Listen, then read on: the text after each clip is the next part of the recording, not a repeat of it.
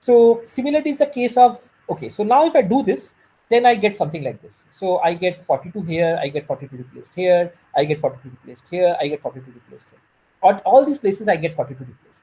And now because I've replaced 42 everywhere, there is no instance of X anywhere. So if there is no X, then why do I need this statement? Forget this statement. So I remove that statement. Very good. So now what can I do? So now I see that Z1 is 42. So I can remember that Z1 is 42. And everywhere there is Z1, I can go and replace 42. I can see a Z1 here. See, I'm not even following control flow. I'm not going through the graph at all. I'm just looking at wherever I find a statement with the list based analysis. Wherever I find the statement, I'm just going and replacing by 42. This is 42. Is Z1 anywhere there? I can't find it anywhere else. So I think this is all I can. Yeah, and I can also see that Z2 is 42. Interesting. Z2 is 42 as well. So wherever I can find Z2, I can go and replace 42. This is also 42. Right? So I go ahead and replace all this. And because I have replaced Z1 and I've replaced all occurrences of Z2, I can remove these statements. So the statements vanish. Very good. So now can I do something more? I see that no matter which choice you take, the magician always returns me 42. Right? It can return me 42 for the first argument, or it can return me 42 for the second argument. Right? So effectively the value of Z3 can only be 42. It cannot be anything else. So if this is 42, in that case, I can simply replace it by Z3 equal to 42. And if Z3 is 42, then I can go in the program and wherever I see Z3, I can go and replace it by 42. So Z3 is 42. Right? So I cannot do it for X yet because this X2 is preventing me, because magician can also return me X2. Right? So I cannot do it yet. So I do that. So again, this particular statement vanishes because I don't need it anymore. It can only return 42. So I go and return this by X2 is equal to, this X3 becomes 42. Very good. So now what do I do? So now this X2 is simply this expression 42 plus Y1. Like I said, it does not really matter. I don't even care about the control flow. Right? I can simply go and put anything anywhere now. Right? It's a list. It does not have any structure anymore. So I can go and replace wherever I find X2, I can go and replace it by the right hand side. So I can just say that X2 is nothing but 42 plus Y1. Why not? Right? So I just replace it.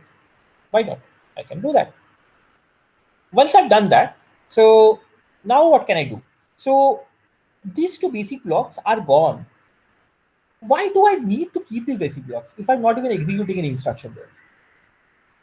One thing is that there is surely a conditional jump here, right? So there is an if some condition, then do this, go to L1, else go to L2. Something like that. Let's say this is L1, this is L2. But no matter if I go to L1, then also I'm coming here. If I go to L2, then also I'm coming here. No matter what I do, I come in here. So it does not really matter. I don't really need to keep these two branches. But there is one small thing, that the choice as to, remember the magician, what it does. The magician decides that if you're coming from the left branch, then it keeps the left argument. If you're coming from the right branch, it keeps the right argument. Similarly for this case. Right? We methodically did it everywhere. So now what the magician can do is, the transformer can do is that it can simply remove these basic blocks. It can simply say, I don't need these basic blocks, forget about them. If you remove these basic blocks, you can simply merge these blocks. Now, because these are two basic blocks, one after the other, and now this is actually one basic block, right? Because there is no other way to go. So if you execute this, then you surely execute this as well. So this, you can merge them into a single basic block. So that is what we have done. We have merged it into a single basic block. If you have merged it into a single basic block, now there is a small thing that which of these two are taken depends on this condition C that existed earlier. Earlier there was a go-to, but then it is a matter of a selection between these two candidates.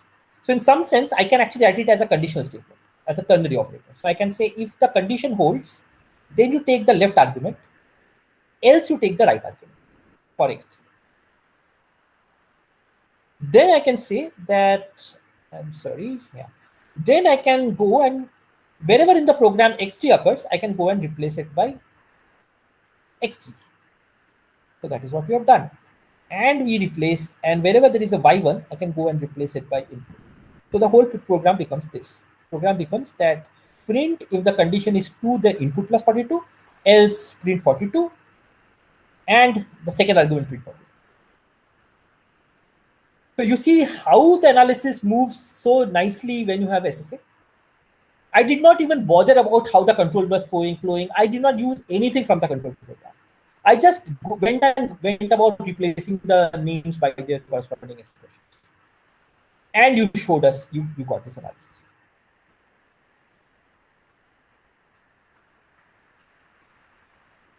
You do not know how analysis on a graph looks like.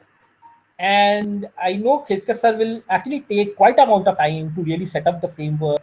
It's a beautiful framework, but he'll take quite a bit of time setting up the framework and explaining things, doing the correctness proofs, and showing that this analysis actually does what it's supposed to do.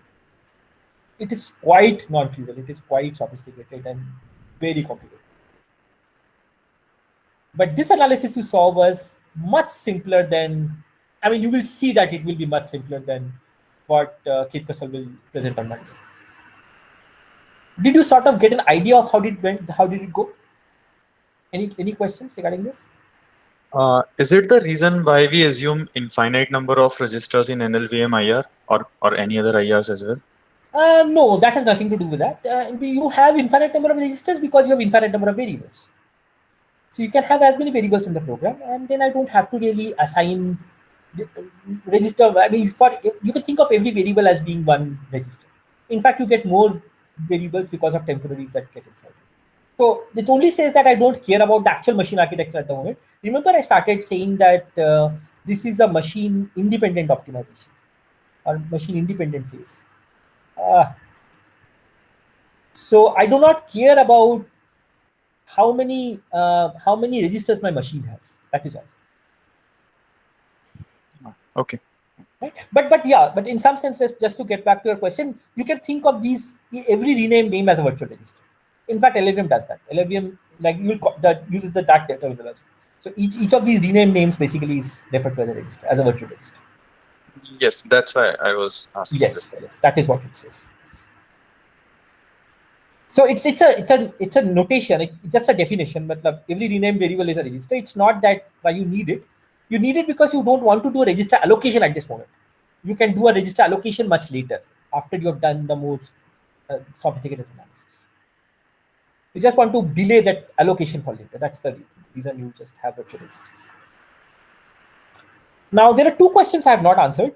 I have shown you all the magic, but I did not tell you that how do we construct this form? How do I, I remember, I said that there is this SSA construction phase and there is this out of SSA phases. I have not told you how to construct an SSA and how to destruct an SSA. That I should have told you, but I'm sorry, I do not have time to do that. And that's okay. I mean, you don't have to understand everything in compilers.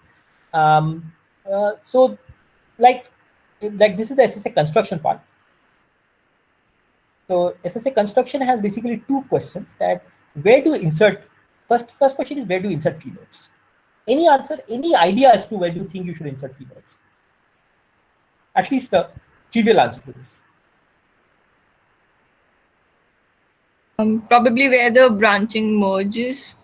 Very good. So that is one possible case. It looks like that you have to because wherever the branching merges, you do not know what is happening here, so you need to insert a field node.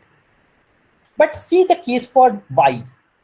Even though the branching merged, for Y I did not need a field node. I removed this field node because I was getting the same value at both places from both ends. So that is surely a sufficient condition, but not a necessary condition. Right? So it's okay that you can go about in putting a phi everywhere, but that will bloat your representation. So there is a much better algorithm which says that what is the right place to insert a phi node. Again, it's quite technical. So you have to compute what are called iterated dominance frontiers. You have to compute what are called dominance frontiers. And so that is also calculated on the top of the dominance tree. And then you have to get what are called iterated frontier because you need to, look at the chain of definitions and then insert phi nodes there. So the short answer is that I'll not give you an answer. But all I can say is, yes, the sufficient condition is to insert a phi node for all variables at all merge points. but that is an overkill. So you can actually get away from inserting fee functions at much fewer places. The second question is that what should be my arguments attached to each of the fee nodes? So the arguments attached to each of the fee nodes are nothing but what is the name for that corresponding variable which is flowing along each of these edges. So whatever flows along the left edge becomes the left parameter, what flows along the right edge becomes the right parameter. But again, how do you track the flow of information, the flow of names? That is somewhat, at least efficient algorithm for that is quite technical. Again, I will not get into it. So you use some sort of a stack to keep track of these renamed variables, and then you try to assign them the right names. But again, I'll not get into this. So I have motivated what is an SSA form and why it is useful for optimizations, but I will not discuss the SSA construction algorithm. The SSA destruction algorithm is still more tricky. It is quite a bit of tricky, like very tricky, because one reason it is tricky is because people generally assume that when you have multiple fee nodes, it is as if it's a parallel assignment. You can do them in any order, but it is not strictly correct. And because of that, even the first algorithm which proposed SSA and SSA destruction, it had a small bug, and that bug had lasted for quite some time, and then people noticed it, and there have been multiple SSA destruction algorithms even as late as 2009. So the first algorithm was somewhere in the late 90s, or not late 90s, early 90s. So somewhere in 89 to 91 was, so 91 is the paper for the SSA construction, the seminal paper which talks about this nice thing. So, and as late as 2009, I at least I know of a paper, and there are still papers coming out of more efficient algorithms of like fixing these bugs and getting an efficient destruction algorithm. And in fact, there is this conference called CGO, Code Generation and Optimization, which is one of the topmost compiler conferences, and it was, I think, the best paper award in somewhere in 2009 was the paper which actually does this destruction. So it's a pretty technical and pretty dicey business as to how to do this destruction and construction. Construction is relatively simple, but destruction is slightly more tricky. And but it gives you a lot of advantages. The optimizers in between, SSA-driven optimizers are way more efficient than data flow-driven optimizers. So that is the reason we try to do this optimization. I will just like leave with a small sales pitch that even our group, we have been working on some variants of SSA forms, and one of the variants that we published in, so these are slightly old work that we published in CC 2009, and one of my students extended that work and published in 2016. And we essentially have an extended version of SSA, which we call the hot path SSA, which can do more. It can actually not only track the definitions like this, it gives you an SSA-like form, even when you want to track things more than just single control flows. Like for example, in this case, one interesting case is that a lot of times your programs were interested in like frequent paths, like which paths are executed very frequently. Like for example, one thing could be that let's say you are running a program, every run of the program is generating some data, and then you're collecting a lot of data out of each run, right? And then let us say you're using a machine learning algorithm to train on that data and do something useful on it. Now, it does not matter that if few of the data points are wrong, right? Even if the program ran incorrectly and some of the data points came out to be wrong, it does not matter so much because your learning algorithm eventually is robust to noise. It will still learn a good model eventually.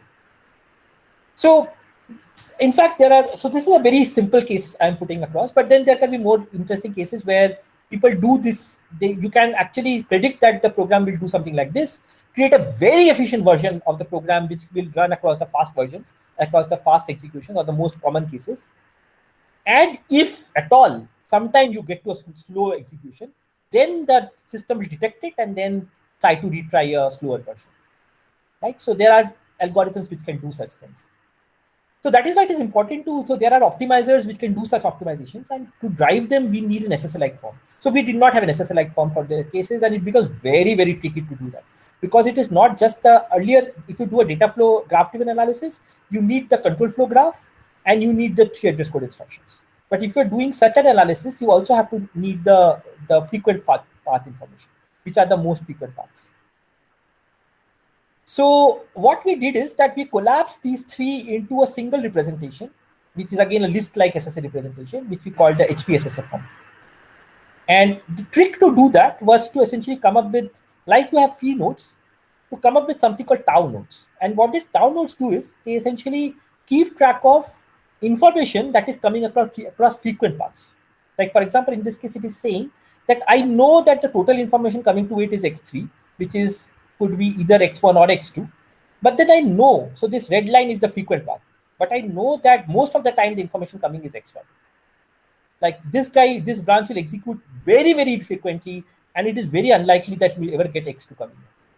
And it inserts these tau nodes, which allows the optimizer to do optimizations which can actually give you really aggressive optimized codes which are tuned for these frequent paths. Right? So like if you're interested, I mean, you can go and look at these papers. I'll be very happy to discuss in case you are, if you want to talk. So with this, I am sort of over time, 7 minutes over time, not too bad. I thought I would be much more. But with that, I'll end this session on control flow analysis and SSA construction. I just hope I have, I've tried to follow Professor Ramakrishna's instructions as much as possible to ensure that this sort of falls in the right place and glues the two ends of the workshop together on both the parts, over both the ends. I hope I have done my job. I'll be happy to fill in any gaps if I've left. But have a great time in the rest of the summer school, and I'll be very happy to take any more questions that you might have.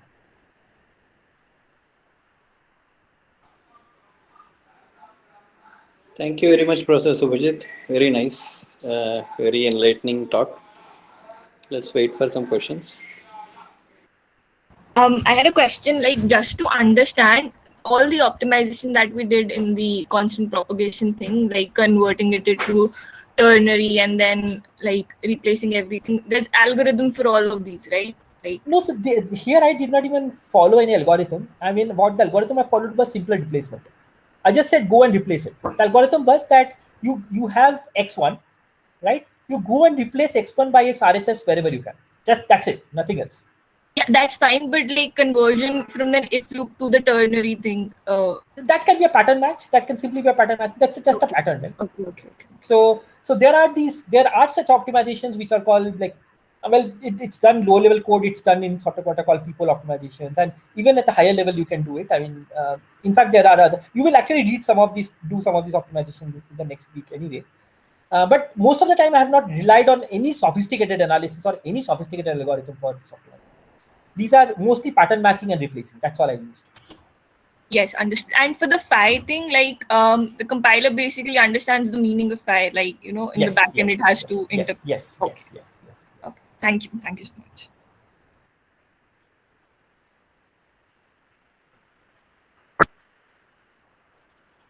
So I have one question regarding your work. From where did you get this frequent analysis information? Like, how do you know? Where did I get what analysis? Like the frequency data also you're using, right? Oh, acha, where did you get the frequency information? Okay, so there is something called, so you can do something called profiling. So what is profiling is basically you run the program on some sort of representative inputs and run it on a large suite, like on a large set of examples. And then try to find out which parts are taken more often and which parts are not taken more often. Like to give a very simple case, like for example, you want to profile the GCC compiler.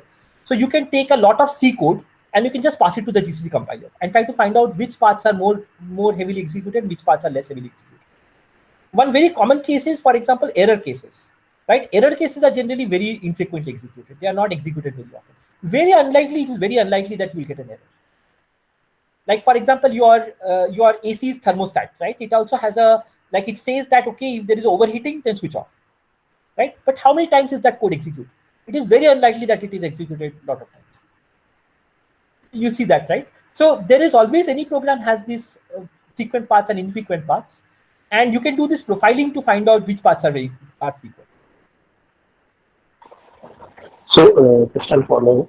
So this SSA conversion is in static, completely static, and you're adding some dynamic information here. So you're making a combo of both, right? Is it? right? That is a very good way of looking at it. Yes, that is a very good way of looking at it. So once you have, so this is capturing some sort of dynamic information. And now what I can do is I can do static analysis with this dynamic information. You see what I'm trying to say? Yeah. Right. So now it is not a dynamic analysis, but it's still a static analysis. But I have added some dynamic information to that static analysis. Now I'm doing static analysis with some dynamic information. So that is what it allows you to do. That is really cool. I'm really very happy about this piece of work, and we are planning to push this in LLVM very soon. So we are actually working on it. I mean, we had prototype implementations for publishing our papers, but they were not very robust. So now actually we are building, and we are in touch with some companies, and we are trying to, they are interested in using this. And so we are trying to push it in the LLVM main branch. And I'm hoping if everything goes right, in another maybe a few months, you should have it in the LLVM main branch, this form. You should be able to use it, and you do your analysis with this. And you can really check out this paper. In fact, I mean, this paper starts off with showing that, in fact, the later part of the paper is about an optimization that we did on using HPSSA, which is Hot Path SSA. And it's a very trivial. So the cool part about this work is that, so you have this safe world, which is this, you do not add in your dynamic information, and you sort of have this unsafe world, or which is using some sort of dynamic analysis, but allowing you to do more aggressive optimizations. Now, people, what they used to do is they used to take some algorithm here, and they have to, like, from scratch, completely scratch, compute a new algorithm here, create a new algorithm here. And it used to be a paper. I mean, you used to take a work here, and you say, how can I do it if this dynamic information is available? And they used to write one paper completely on saying that how can I do this analysis that you people already knew about in the static world, and adding dynamic information, how they can do that work. Now what it allows you to do is that I can simply borrow an algorithm here directly, push it through HPSSA, and almost the same analysis can be used here. So the algorithms become transferable in some sense.